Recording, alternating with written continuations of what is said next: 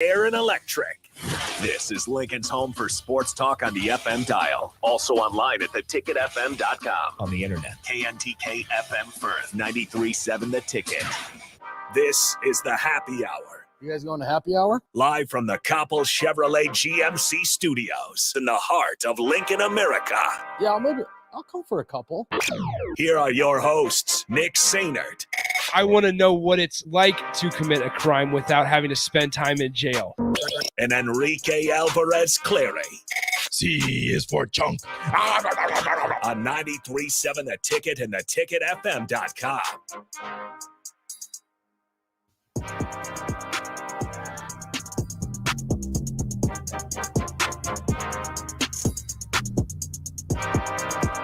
Good afternoon. Happy Wednesday. This is the Happy Hour, 93.7 The Ticket, theticketfm.com. Nick Sainert and Enrique Alvarez Clary are with you today. Hello, Rico. Hello. How's life, man? It's good. That's good. It's good. Last night was a little bit of a struggle, but it's good. Oh, no. What happened? Ellie woke up at like 1 o'clock. Yeah. But like she didn't make any noise, and she just like came upstairs. She's getting to that age. Well, we like leave the gate open so she can come upstairs, when she wakes up. But she like didn't make any noise, and she came upstairs, and like we kind of heard her footsteps, and she was just standing in our doorway, and me and Rachel kind of wake up and go, "Hey, baby, what's up?" And then she just broke down, just started crying, way. and I was like, "What is going on?" And we were like, because KJ had just gotten to sleep, and it's been a little bit of a struggle, so we're like, "Yeah, please stop, Don't stop crying." So we finally got her to stop crying, but. Did KJ wake up? No, luckily That's he didn't. good. But I slept on the couch with her for a while. Then I took her to the bed, and then Rachel had KJ on the couch for a while, and then we switched. And then I was holding KJ, and I couldn't go to sleep. It was like 5 o'clock when we switched, and I couldn't go to sleep. So I've been up since like 5. Are you feeling okay? And yeah, I'm fine. I had a coffee and I had some water. It's fine. Yeah, you're drinking green water. I am. I'm drinking green water. I'm drinking my green water. But and then I'm holding KJ. And we're just like looking at each other, and I'm talking to him. He's doing his little coos and everything, and then he stops, and he just lets out a big old fart. And I was like, "Dude, that stinks." And then the stink didn't go away, and I was like, "Wait a minute!" And he pooped, but after he pooped, he fell back asleep. And then I changed him, and he didn't wake up at all. And I was like, "Wow, that must have taken a lot out of you." Wow! But while I was changing him, he pooped more, and he peed. So I had his diaper almost off. He peed on my hand. I had his diaper almost off, so he just starts peeing and pooping more. And I'm like, what are you doing? So that was a great morning to National Signing Day. And then we went back out to the couch, and he fell asleep. And I started scrolling through Twitter and saw people were signing. So it was fun. That's much more of an eventful morning than I had. I just woke up at 6 a.m. and couldn't get back to sleep, and that was it. Yeah, so 402-464-5685, Honda of Lincoln hotline, Starter Heyman text line, both those open for you. Today is early National Signing Day coverage here on the Ticket. We're sponsored. Appreciate members-owned credit union. Treat yourself to a credit card without hidden fees and reward points. Without hidden fees and reward points galore. Learn more at membersownedcu.org, as well as Action Plumbing, Heating, and Air. Appreciate them for helping us get our early National Signing Day coverage. It hasn't been, I was just talking to somebody, and they were saying, it hasn't been an eventful day. It hasn't been a surprising day. And we both agreed that sometimes that's okay. It's okay when signing day is uneventful, is not surprising. Nebraska fans, be thankful that you are not Florida State today. Florida State is losing their mind. It is bad. And I know, Rico, you joined the Twitter space for a little bit, and it was like, I know not to read too much into those Twitter spaces, but this space had over 5,000 people at one point in this conversation. And it was all centered around firing Mike Norvell, because now they're having the number one recruit in the country, if you guys missed it, is now going to Jackson State. I just saw that a 4-star wide receiver just decommitted from Florida State is going to Louisville. So it's like Florida State is down in the dumps bad. So it's just needs to have and here's Florida a quote. State needs some love. Here's a very interesting quote that I almost tweeted out, but I did not. But there was a Florida State media member there that said 5-7 at Florida State is not good enough, but yet you allowed it and you extended his contract. Where And have we it heard is that? the wild parallels, man. Parallels. Okay, a little bit of breaking news At here. least Nebraska didn't have the number 1 recruit committed. Yeah, a little bit of breaking news here. So I'm looking on Twitter here, and we'll keep you kind of updated throughout the show. But stay safe right now and this afternoon with tornadoes. So I'm hearing that there's a tornado warning near Grand Island, Nebraska. Take cover now. So if you know anybody in Grand Island, make sure that they're aware of what's going on. And we'll try our best to keep you updated all show long. We'll cut in if we need to as well. Check on your friends. Check on your family. Absolutely. Make sure they're all safe, and make sure yourself is safe. You yourself is safe. There you go. And we'll be all good there, and just keep us on. We'll help you out. So Scott Frost is speaking to the media right now. We'll provide updates throughout the course of the show. We'll be joined by Aaron Sorensen at 2:30 here in a little bit, kind of talk about this recruiting class. Also, I was asking, I'm going to ask her just kind of how she feels they're going to go with this coaching staff. Because there's still 2 positions, mainly running back and then, special teams as well. Nobody knows where they're going to go with this. But Scott Frost will talk. I saw that there's going to be positions for defensive coordinator Eric Shenander, new offensive coordinator Mark Whipple, and Mickey Joseph, along with Donovan Raiola. So there's going to be a lot of quotes to come out of today. The only surprise, I suppose, today, Rico, with the signees was Justin Evans Jenkins from New Jersey. He's an interior offensive lineman, and this comes a day after that Cam Jurgens announces that he's going to the NFL draft. So Nebraska's going to have to kind of revamp that offensive line. Oh yeah, speaking with, I was talking to Happer and Schaefer, and they said it on air as well. Really, the only person that for sure is coming back and will be on that offensive line is Norton Newelly at left guard. At the left tackle spot, you had Turner Corcoran, who struggled a lot this season. When he moved to right tackle, he was better, but then he had to move back because of Teddy Prohaska's injury. You don't know how Teddy Prohaska is coming along in rehab right now. I'm hoping that everything is coming along well, and he'll be able to play starting next season. Hopefully, he gets to the same level we saw him in. I know it was 1.25 games, but in that one game against Northwestern, Nebraska put up a bunch of points, and you really didn't hear much about him, which is great for an offensive lineman. When they don't say your name, you're doing a really good job. Then you at left guard, you have Newelly, who's the only one. Cam Jurgens was your center. Now he's gone. Your right guard graduated in Matt Sichterman.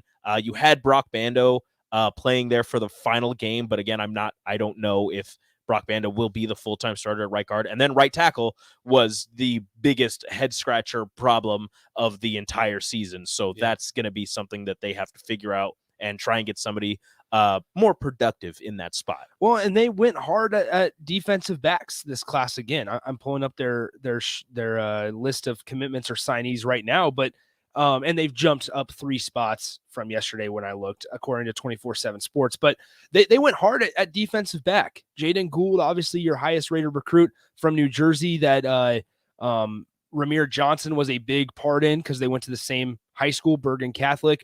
And so you have him. You have Jake Applegate from Lincoln Southeast will be playing the defensive side of the ball. You have Deshaun Singleton from Hutch, who's a safety as well. Malcolm Hartzog, who is a defensive back, but really what jumped out in terms of his high school statistics were 44 touchdowns on special teams. And so that jumped out as well. And then you have the transfer from Arizona State, Tommy Hill, who used to be a 4-star, played in 11 games for the Sun Devils and recorded 9 tackles this past season. So you really revamp a room that was at one point, you look at it and you have Quentin Newsome and you have Miles Farmer. And maybe you can throw in Noah Pola Gates in that discussion.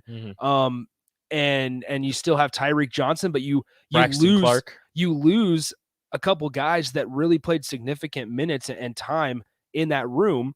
And they made it a priority as of late, it felt like, because once again, this recruiting class was not going to be anything special in terms of high school guys. No, it was not going to be highly rated.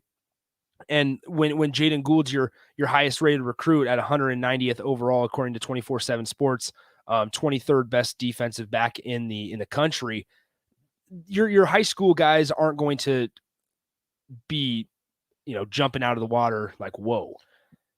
From the outside looking in, the high school recruiting class for Nebraska is nothing special. I'm not, that's not to take anything away from these kids, because I'm sure that these kids work extremely hard, and I'm excited to see what they can provide for Nebraska in the coming years. But if you're, if you're in Iowa and you're a Hawkeye fan and you're looking at Nebraska's high school recruiting class, you're not afraid of any of those guys being a freshman all Big Ten type of player. So you're just like, those guys aren't really anything. But if you look at Nebraska's transfer class, the transfer portal, those guys coming in, those are the guys that are going to be playing significant time, and not automatic starters, because you'll still have competition with guys currently on the roster, but the transfer guys are the ones that you're looking at and thinking, all right, that's an immediate impact. That's a person that we're going to have to look out for, again, if you're on the outside looking in. And something that I've noticed with this defensive back class, they're going for height, man. These are big DBs. Right. You see DBs around 5'9", 5'10", 5'11", 6 foot. They got a 6'1", a 6'3". Like, these guys are big.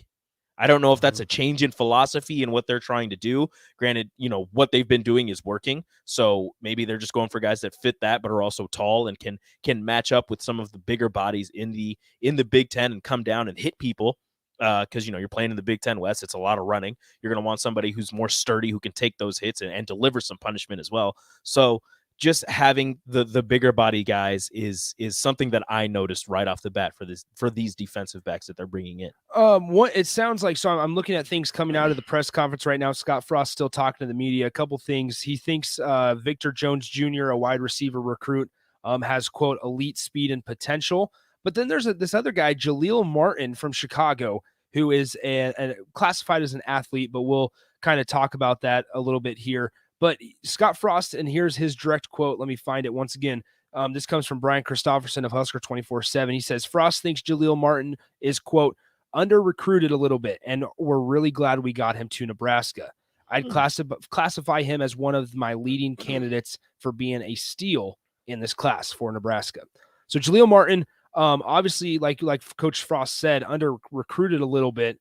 A couple of his offers: Illinois, Colorado, Michigan State, Ole Miss, Syracuse, Tennessee, Texas A&M, some Pac-12 offers in there as well. So Jaleel Martin, one of the guys from the Chicago area. Look, you're always really excited. You're always really excited when you can bring in somebody from Chicago. That's a great town to get kids out of. And I'm not saying all of them end up being stars, but usually when you get a kid from Chicago, they turn out pretty well. So I Jaleel Martin being under recruited and Nebraska getting him is if Frost right, it's a big get. Another quote coming out of the presser: Frost is not sure on positions for Gage Stenger, who played quarterback at Millard South and also linebacker, yep, and Brody Tagaloa, who was a tight end, defensive end. And that was, when he announced his commitment, that was kind of getting messed up. People were like, oh, they got a tight end. And then others were saying, oh, no, he's a defensive end. He's going to play, on the defensive side of the ball. He's going to play. So, I think it's good to have guys who can play multiple positions. It's not a problem per se yet. But until you get into that spot where maybe you need them to play on one side of the ball and they've been practicing on the other, or splitting their practice time between two positions, that's when it might be problematic. But I think it's great to have more athletic kids on the team to be able to flex in and out of different spots. I think that's a really interesting point, because with this staff also, there's part of me personally that feels like they need to work on getting guys consistent reps and quality time at one position. Because let's be honest, there have been players, athletes in years past that they've obviously either mismanaged or misread the talent level, or just not been able to assess the talent right off the bat. And that's been a problem. And so I think when it comes to that, they need to find what guys are best at, and they need to do it by week 0 or the week before week 0, since they actually play week 0. Because think about it. It took Nebraska 5 weeks to find their best, or 4 or 5 weeks, I can't remember the exact timeline, to find their best offensive line combination last year. Mm-hmm. And then you got hurt and you kind of got a setback. Then it went to shambles right away. Yeah. So it's like little things like that, where the offensive line play, now don't get me wrong, was not good, not up to par all season long, but it did get better in that time frame where they inserted Teddy Prohaska and everything like that. But you cannot, there's no room for error. We talk about minimal room for error on this within this program every single year. Next season, it is magnified by 10. Probably more, because your back is up against the wall and you Mhm. need to find guys that can contribute from the get-go, from the opening kickoff every single week. Yeah, and I mean, even finding guys and getting them the reps at a position, multiple reps at a position in practice, that's great and all. But when it gets down to it, you got to be able to find them in a game or get them uses in a game, because Austin Allen practiced as a tight end all season. You didn't see him till about halfway through the season. I mean, you saw him; he was on the field doing things, but you didn't use him to his full potential until about halfway through the season. And then you saw exactly what Austin Allen can give you on this offense. But it was too little, too late, I would say, to really make any type of difference. If you use Austin Allen in a couple of those earlier games, maybe it gives you, I don't know if it gives you any more wins. Maybe the losses are closer than they were, which were extremely close. But using Austin Allen to his full potential earlier in the season would have been a lot better, because you're getting him reps, which you need to find out a way to use him in the games. And another quote coming out, which I think a lot of people, including you, Nick, will find interesting. If it's about the quarterback, I was going to go right there. Scott Frost said Nebraska is, quote, leaning toward adding a QB in the portal. That is an interesting wordage. This comes after he's talking about Richard Torres, the Huskers quarterback signee of the class. Frost was quoted saying Richard Torres has, quote, elite arm talent. Feels like Richard Torres, will be an early enrollee, and they think he'll fit what Frost and head offense coordinator Mark Whipple want to do on offense. So, with that being said, interesting. Here's the thing. With that being said, Richard Torres, not a dual threat guy. No.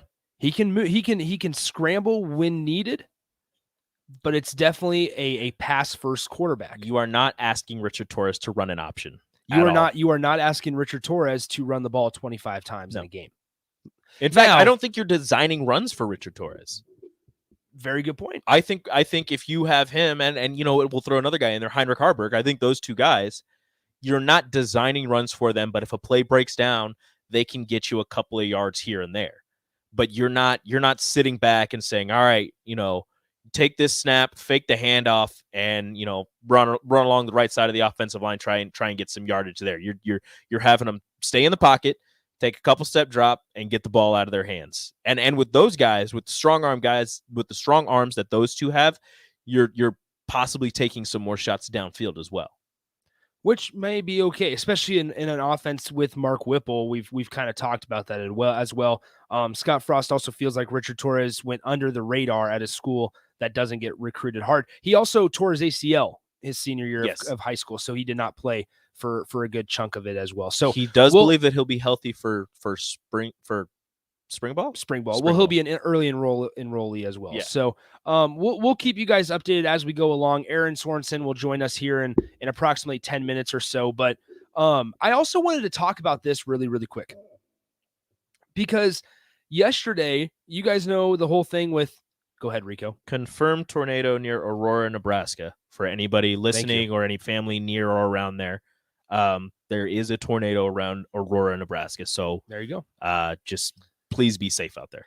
There you go. We'll keep you updated on that front as well. But I wanted to talk about this. Trev Alberts released that statement yesterday regarding Husker men's basketball, and that's not necessarily what we're going to dive into. We're going to look at Trev Alberts the last 5 months, because he was hired July 15th or 14th, which was 5 months from yesterday. Mm-hmm. And I was thinking back, everything that he has had to work through and or change, assess, look at through his first 5 months as athletic director and vice chancellor. Now, why? Because think about everything here is you get here. There was stuff with the NCAA investigation regarding Husker football, where with the whole analyst that predated his arrival, there was that he was not blindsided necessarily by, but he was not expecting. You have to deal with a 3-9 football team where football is the main driver in the city or state, I should say. Now you have a Husker basketball team that is 5-6 overall, not living up to expectations so far this season, although there is a lot of season left. Mm-hmm. They are struggling. You have to going back to football. You had to deal with the sellout streak, and despite whatever people want to say about the sellout streak, they still made a difference, and that was in part Lawrence Chatters, leader of diversity, equity, and inclusion there. Hired him, Trev Alberts. I hired him as well, made that a priority. They began the red carpet experience. Trev Alberts has had to do a lot in the 5 months that I think when you put it all together, has it only like you? It's only been 5 months. Like you saying that, and like I know you were just saying, but it's only been 5 months. And so when you look back at everything that's really happened, it's kind of, and when you combine them all, and put them in that 5 months, it makes it really eye-opening on how good of a job he's done managing Husker athletics. In part, once again, and going along with that 3-9 record of Husker football, making the decision to extend or keep Scott Frost around one more year, at least, while managing his buyout, and whatever way you want to say that he orchestrated that move, that's fine, but still, the native son, the head coach that everybody wanted, that's not working out as well. You had to orchestrate it less than 5 months into the job. And so it's just wild to think when you combine everything that's happened into a 5-month stretch, less than 5 months, Trev Alberts has done a phenomenal job so far as the athletic director. And then when I'm there at the Husker women's basketball game on Sunday against Indiana State, or every single women's basketball game, since I go to them all, Trev Alberts at halftime of every single women's basketball game, whether they're playing Michigan or Indiana State or Maine, is down there on the sidelines, watching the product, watching his coaches, and greeting, talking with boosters and normal fans, while taking pictures, while meeting people, shaking hands, kissing babies. Every single thing, Trev Alberts is doing it. Making his presence. He's present. And it's just really remarkable every single time that I see Trev Alberts on the sideline at PBA. At every women's basketball game, I'm just thinking, man, this guy gets it. He understands what it needs to happen and what his role needs to be at the University of Nebraska. He's embraced being a public figure, more of a public figure. He wasn't, the athletic director, but more of a public figure because it is a bigger university, it is a bigger job. He's embraced that. He knows what it's going to take. He's making himself available to the people. He's listening to the fans. He's listening to the players and the coaches and everything. And he wants to, it's going to be hard for him, or it would be hard for him to talk about, women's basketball if he's not at the games, if he's not watching it. Somebody might ask him about it and he's just like, he could give like the stock, response of, they're doing really good and this is their record and I'm really impressed with how they're doing things. But he's actually at the games and he can actually tell you what he sees because he's there. He's making himself present and accessible. That's another big thing, is making himself accessible to both the common fan, to the common fan, to boosters, to his coaches. And that's a part that may get very overlooked. All right, let's take our break. When we come back, we'll be joined by Aaron Sorensen of Hail Varsity next up on the Happy Hour. Follow Nick and Enrique on Twitter at Nick_Sainert and at Radio Rico AC. More of Happy Hour is next on 93.7 The Ticket and theticketfm.com. You're listening to 93.7 The Ticket's coverage of early National Signing Day, sponsored by Members Own Credit Union and Action Plumbing, Heating, Air, and Electric.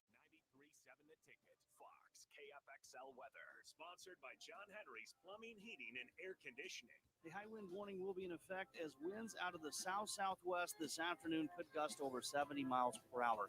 We'll also have a chance of isolated thunderstorms and record highs a possibility as we top out near 70. Windy tonight with a low down to around 28. Calming and cooler tomorrow with a high of 46. I'm meteorologist Tim Wright for 93.7 The Ticket and theticketfm.com. When we're building homes for people, we're really trying to advise on the things that are going to create value so that when they go to sell it, they're going to have equity so that they can go build their second home. Bob Benish of Aspen Builders, and they've built neighborhoods in and around Lincoln for over 25 years. The year has been a great year for Aspen Builders. We have had many repeat customers. We've been very blessed with great office staff, with great employees, and great subcontractors. We worked with a lot of new people building their dream home. We've built some great relationships. A lot of those relationships will continue. We'll be building them another new home down the road. So I'd like to take this time to wish all of our past customers and our future customers a very Merry Christmas and a Happy New Year. Make your dream a reality and call Aspen Builders at 423-6811. Online at aspenbuildersinc.com. Your dream home is waiting at Aspen Builders. Working at Continental of Lincoln isn't a job, it's a career. And right now, they're hiring for production operators at $21.72 an hour and other select jobs starting at $23.42 an hour, with wages growing up to $27.55 an hour. Continental also has salary jobs available with great benefits, plus medical and prescription costs at very low premiums. Dental, vision, and life insurance are offered at no premium cost to the associates. To learn more or apply, go to continentaljob.com with keyword Lincoln. Come work at Continental today. Give yourself a gift this year and let Liberty First Credit Union help you spread holiday cheer. With many loan options to show, it's off to Liberty First you go. Whether shopping for you or gifts to put under the tree, a loan from Liberty First can make you shout with glee. Log on to libertyfirstcu.com for more information and spend the holidays in a state of relaxation. Liberty First Credit Union, banking with purpose. Equal opportunity lender. Let them help you with your purchase. Gray Diesel and Equipment Services is your go-to place in Lincoln for repairs and maintenance for diesel pickups to Class 8 over-the-road trucks and trailers, from bumper pole utility to full-size semi. Gray performs DOT inspections and are a service provider for fleet companies like ARI, Element Fleet, and FleetNet. They're a family-owned business in operation since 1952, and they keep a clean, friendly shop. Customer service is their top priority. Give Gray Diesel and Equipment Services a visit today, with easy access just off I-80 and North 56th Street. Don't forget about your feet this holiday season. Brown Shoe Fit has all the familiar and trendy brands to bring you comfort during the shopping season. And they also make great gifts. From the always popular Sorrel boots to new shoes like Hey Dudes and On Performance shoes, Brown Shoe Fit has it all. It's not just that, though. They have UGG blankets and UGG boots for your significant other or warm Nordic beach coats. That's all at Brown Shoe Fit, 66th and Q. Are you dragging through each day? Most people are dehydrated or deficient in essential vitamins, minerals, and more. Live Hydration Spa helps you get more out of your life with their IV hydration treatments to help with anti-aging, weight loss, endurance, and more. Their performance packages can help you feel better doing your normal daily routine with boosts of energy and vitality, an increase in immunity, and quicker athletic recovery. Call today for an appointment at 402-413-2042 or walk in at 71st and Pioneers. Live Hydration Spa. This year, show her she's the one with 1 carat diamond jewelry from Riddle's Jewelry, your trusted family-owned jeweler for over 60 years. Choose from Riddle's remarkable collection of 1 carat total weight diamonds in rings, pendants, bracelets, or earrings at prices you'll love, with savings up to 50%. Show the one you love how much they mean to you with the perfect 1 carat diamond gift from Riddle's Jewelry. Located in Gateway Mall. Listening to this Allstate commercial about savings might be the hardest thing about getting those savings. Save for simply becoming an Allstate customer. Save more for adding DriveWise. And save even more for driving safely. Visit allstate.com or contact your local agent for a quote today. Allstate. Minimum effort, maximum reward. Not available in every state. New customer savings based on early signing discount. DriveWise is an optional feature. Savings vary based on how you buy. Subject to terms and conditions. Allstate Fire and Casualty Insurance Company and affiliates, Northbrook, Illinois. You knew the risks when you decided to drive drunk. There could be a crash. People could get hurt or killed. But that didn't stop you, did it? You knew you could get arrested. You could incur huge legal expenses, and you could possibly even lose your job. You were well aware of the consequences of driving drunk. But one thing's for sure. You were wrong when you said it was no big deal. Drive sober or get pulled over. This message brought to you by NHTSA. You're listening to 93.7 The Ticket's coverage of early National Signing Day, sponsored by Members Own Credit Union and Action Plumbing, Heating, Air, and Electric. You're listening to The Happy Hour with Nick Sainert and Enrique Alvarez-Clary on 93.7 The Ticket and theticketfm.com.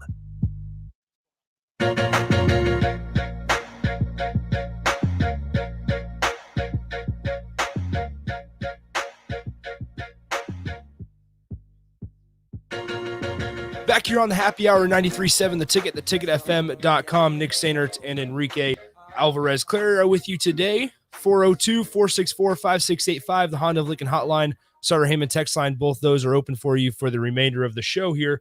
We are now joined on the Honda of Lincoln hotline by Aaron Sorensen of Hale Varsity, as we are every Wednesday. Hello, Aaron. How's it going? It's going well. Just, doing my best to be weather aware. So I hope everyone is staying safe wherever they're at. Yeah, it was definitely a windy one out there today. It still is right now. But I guess, so you were up at Millard South earlier this morning watching Husker commit sign their letter of intent up there. What are your overall thoughts on this class today? They had another guy from New Jersey sign a letter of intent today as well. I mean, what are your overall thoughts on this signing class? Yeah, so you're right. I was at Millard South for Gage Stanger's signing, and it was nice to be able to, it was a really nice, Millard South did a really nice job with it. He obviously has some teammates that were heading to Northern Illinois as well.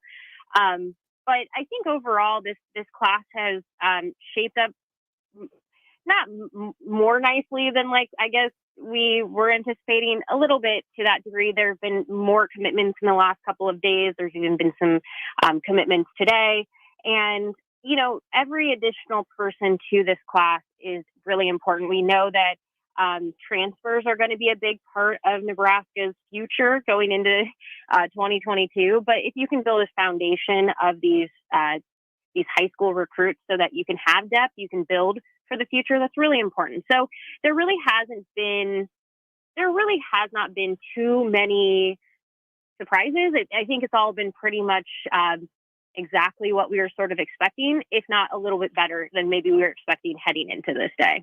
I mean, and some situations, non-surprising or a day of little to no surprise on signing day is sometimes a good thing. But I guess looking forward now from this time from December to the next signing day in February, I mean, how important is that stretch for the staff to really fulfill the rest of their roster needs?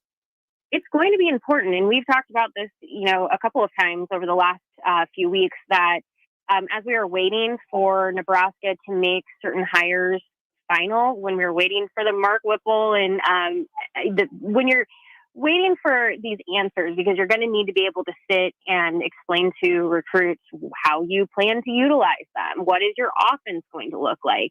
XYZ. Obviously, we're still waiting for final word on the running back position. Obviously, special teams looks to be a big factor heading into 2022, but there's still not a special teams coach. So there are still these answers, or there's still questions that have yet to be answered. But with that said, because they have hired their offensive coordinator / quarterbacks coach, offensive line, wide receivers coach, you are able to give a better idea of what that's going to look like. So now these next couple of months are going to be really important, because for any area where you were thinking, maybe there's some question marks here. And I know heading into this day, offensive line was one of them, and they did get a commitment from an offensive lineman today, which is good. But there are still areas that are going to have to be addressed before February. And with how much the portal is just absolutely blowing up with players right now, these next couple of months are going to be really, really interesting for Nebraska. We're speaking to Aaron Sorensen of Hale Varsity here on the Happy Hour. Now, Aaron, one of the big things that we've talked about is Scott Frost really stepping back and taking more of a CEO approach. We've talked about it before. It's been a big headline in the news articles and stuff as of late. Mickey Joseph was on the radio the other night talking about how they're really able to do anything they want with their guys in their room and stuff like that. Has the level of skepticism in that actually coming to fruition changed at all now that we know a couple of the coaches we've been able to hear from Mickey Joseph and stuff? When Scott Frost first arrived at Nebraska, that was very much, he, and I'm not saying that this changed. I just am offering my perspective when he first arrived, that there was a lot of freedom for assistants to sort of determine, how they managed things, how they did things. And I'm not saying that necessarily changed, but when the going does get tough and, your back is against the wall, you're trying to find wins in any way that you can, things do get more tense. Things become a little bit more controlled. And to hear that is a good sign. It sounds like Frost is stepping back a little bit it's kind of one of those things where it's hard to know. You can't believe it until you see it. So until we start to sort of see how, Whipple has that control over the offense and what that looks like, especially through spring ball, but then once you get into fall camp next year, then you have a better idea of if it's, everything that's been said is truly what it is. But it is a good sign. It is a good thing to hear, like you said, Mickey Joseph talk about the freedom to make decisions, the freedom to do those things, because those were concerns. But that hasn't always been the way that things have worked for Nebraska's staff. And obviously we're not in the meeting rooms. We're not in we're not privy to all of that information. But, like I said, when Frost first arrived at Nebraska, that was something that I would have said was very much a part of his sort of way he ran things, was like assistants were making decisions about how they did things, who they spoke to, XYZ. And so it seems that, again, it's a good sign, but we'll know more when we actually see it, essentially come to fruition or not when we get into actual practices. You kind of mentioned earlier in a previous answer that they still haven't found a running back coach, or at least announced one. I mean, how do you feel like they're going to go with this thing? I'm sure we may hear it from Scott Frost, I guess, later today here in a little bit, but how do you feel, or what do you think their plan is for both running back and special teams? We talked, I know, like when we talked about this last week, I still am not convinced that there isn't additional shakeups on this staff. I'm still not convinced that we might not see some changes on the defensive side where, maybe, and again, I said this last week too, I don't have like any specific insider information. I'm just giving like my gut feeling kind of as things are shaping up. But with that said, I do think that there's a reason that running back position hasn't been announced yet for a couple of reasons, because maybe they are waiting to see what the rest of the staff situation looks like. And if that position needs to be reconfigured for a special teams position to be open, or maybe they already have their person and they haven't announced it yet. I know Ron Brown has basically stepped into that interim role and is continuing to really own that role now. He could certainly take that on full time. So we'll see. It's just, I think a little bit of it is probably they're still kind of, for lack of a better way to say this, getting their ducks in a row and kind of seeing what it looks like.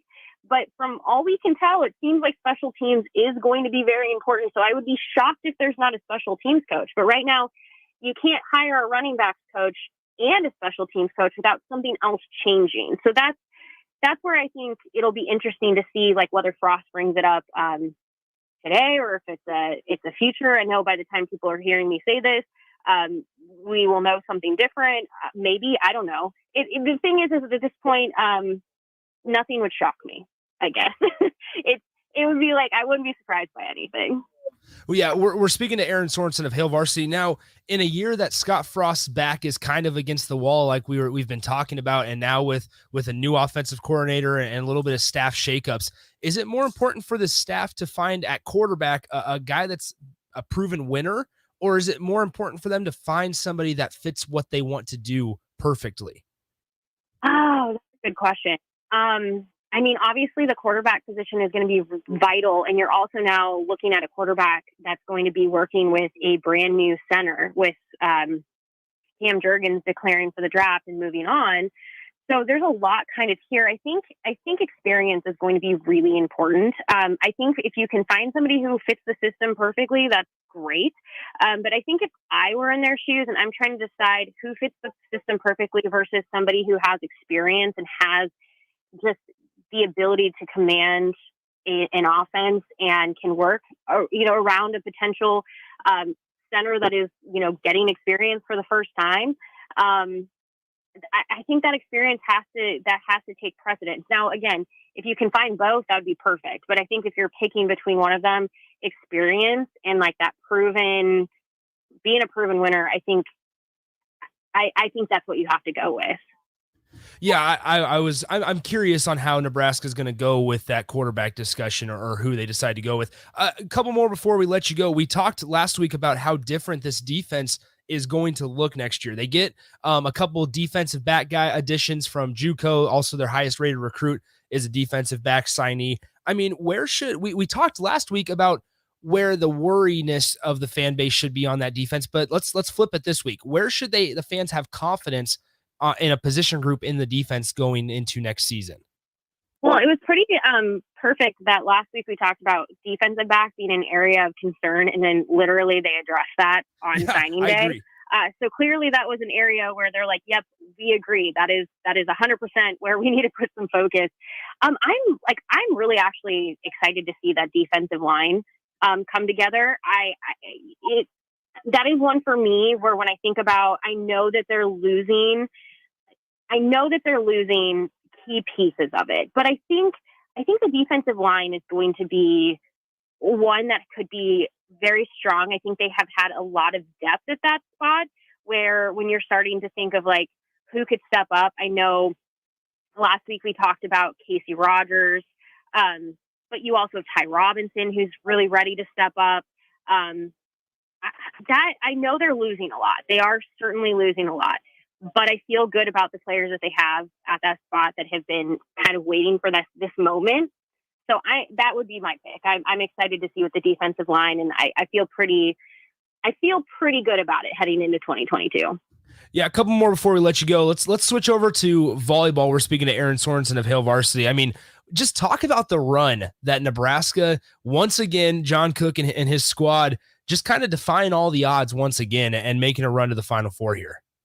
Yeah, I mean, this is the thing that we've been talking about all season with this team, that when they can get into their groove and they can find consistency, they're really unstoppable. And the thing that we saw from Nebraska against Texas was we saw those freshmen step up and play the game that we know that they were capable of in a moment when they absolutely needed to do it. Nebraska's had a lot of moments through the season where they looked great, but then a lot of moments where it was like they'd look okay for a set and then the next set would not be as great. This was like a very complete performance, and really kind of, I think if you're a Nebraska volleyball fan, and I don't know why you wouldn't be, but I think if you were watching that, you step away from it feeling really good about the future of Nebraska volleyball, because it felt like John Cook's tinkering with the lineups and doing all of this stuff all season. He kept trusting those freshmen. He saw something, he knew something. He's clearly the coach he is for a reason. And that really paid off. It rewarded him by putting his faith and trusting in those players. And it just feels like it all clicked right when it needed to. Talk about how impressive Lexi Rodriguez is. I mean, a freshman, the third, I believe, in Huskers history to have first team All-American honors. And then also, I mean, kind of a slight Kayla Caffey doesn't get any Big Ten honors, but gets second team All-American. Yeah. Lexi Rodriguez is just bananas good. Like I saw the tweet from one of her teammates that like she was going to be one of the best if she's not already, and she is just absolutely incredible. Watching her against Texas, you can tell people don't want to serve to her. They absolutely do not want that ball to go to her, because she is going to make it incredibly difficult for you. She not only is able to defend, she is able to get that ball where it needs to go so that Nick Hames, so that Nebraska can, set their hitters up for success. She is just incredible. And the fact that she was named first team All-American today makes 100%. That is phenomenal. And I know Jacob Padillo is the one who tweeted this. She's the only underclassman on that 14-player first team. That is incredible. So great job for her. And then Kayla Caffey is just somebody who is such a, she just brings she's so strong, and she brings such a strength to this team. So I'm glad to see that rewarded for her as well. Against Texas, she's that person where when she gets denied, when she hits into the block and it gets denied, she doesn't get discouraged. Her next hit, she figures it out, and she absolutely will just torch you when she's given the chance. So long story short, this team has a lot of deserving people on it, and I'm glad for Lexi, I'm glad for Kayla and Maddie, and even Nicklin being an honorable mention, like getting that attention, because they deserve it. All right, Aaron, appreciate the time as always. Hopefully when we talk at this time next week, we'll be able to talk about a Husker volleyball national championship once again. Hey, knock on wood, fingers crossed. That would be pretty amazing. Absolutely. Appreciate the time as always. We'll talk to you next week. Thank you. That is Erin Sorensen of Hale Varsity. Appreciate her taking the time with us as always, as she does every Wednesday Let's go ahead and take our final timeout. 402-464-5685. We'll get to your thoughts and we'll wrap up Wednesday's show next on the Happy Hour. Download our app by searching 93.7 The Ticket in your app store to stay in touch and listen all day long wherever you are. More of the Happy Hour is next on 93.7 The Ticket and theticketfm.com. You're listening to 93.7 The Ticket's coverage of early National Signing Day, sponsored by Members Own Credit Union and Action Plumbing, Heating, Air, and Electric. Rosie's Sports Bar and Grill has been your go-to in South Lincoln for years, and their second location in downtown Lincoln is now open. Rosie's downtown spot is Lincoln's premier Nebraska party bar with the Sidetrack Band every Friday night of home games and all day for Nebraska home football games. With 34 TVs that are 65 inches or bigger, you'll always have a great view for all the games. Make sure to check out the new Rosie Sports Bar and Grill, now open in downtown Lincoln at 10th and P. Early break with Sip and Jake. But why is Nebraska not a hungry program? Why does Michigan come in with hunger? Where's the hunger? Where's the, Nebraska doesn't play like a hungry team. Even on its best nights, it doesn't look like a very hungry team, right? No. They're not killers. Early break with Sip and Jake from 6 to 8 every weekday morning on 93.7 The Ticket. Look around your house. You don't really have any room for Christmas gifts. Things are stuffed into closets, and your garage is a mess too. For a unique gift this holiday, call Travis at Classic Garage Solutions for their Christmas organization packages. Turn your garage from a cluttered mess to a clean, organized space that will be the envy of the neighborhood and something you can be proud of. Storage options for cabinets, monkey bars shelving, or slat wall. Call Classic Garage Solutions today at 402-730-1638. That's 730-1638. Working at Continental in Lincoln isn't a job, it's a career. And right now, they're hiring for production operators at $21.72 an hour and other select jobs starting at $23.42 an hour, with wages growing up to $27.55 an hour. Continental also has salary jobs available with great benefits, plus medical and prescription costs at very low premiums. Dental, vision, and life insurance are offered at no premium cost to the associates. To learn more or apply, go to continentaljob.com with keyword Lincoln. Come work at Continental today. This is your High School Minute.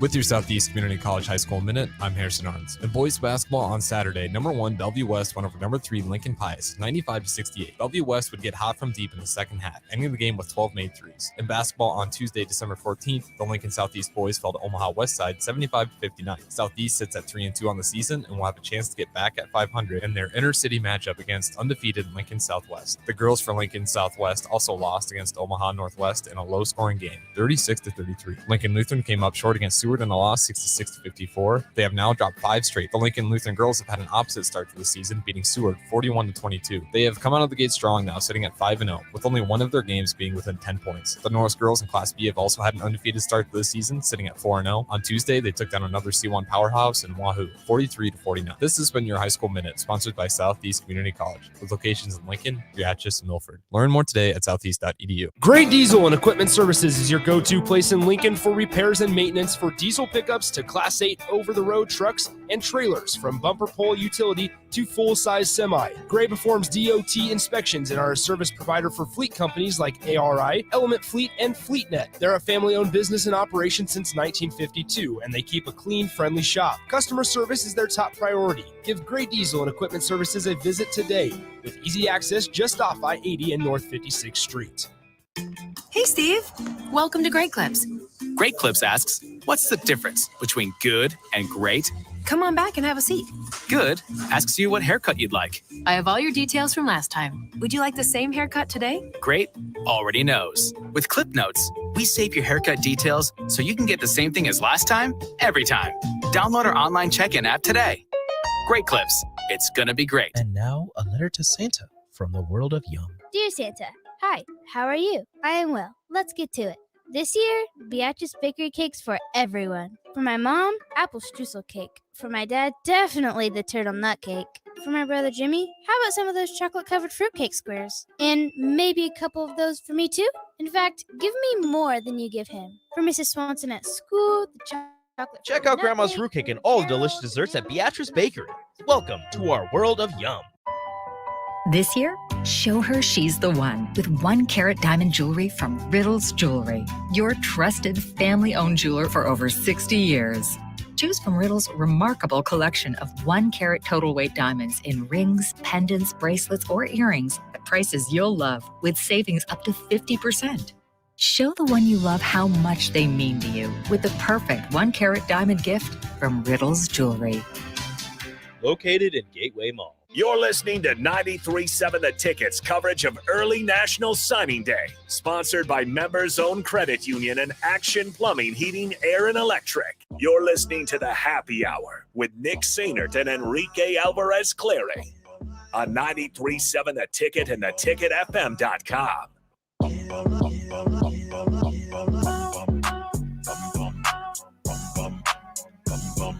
Early National Signing Day coverage here on The Ticket marches on. Appreciate the coverage being sponsored by Members Own Credit Union and Action Plumbing, Heating, Air, and Electric.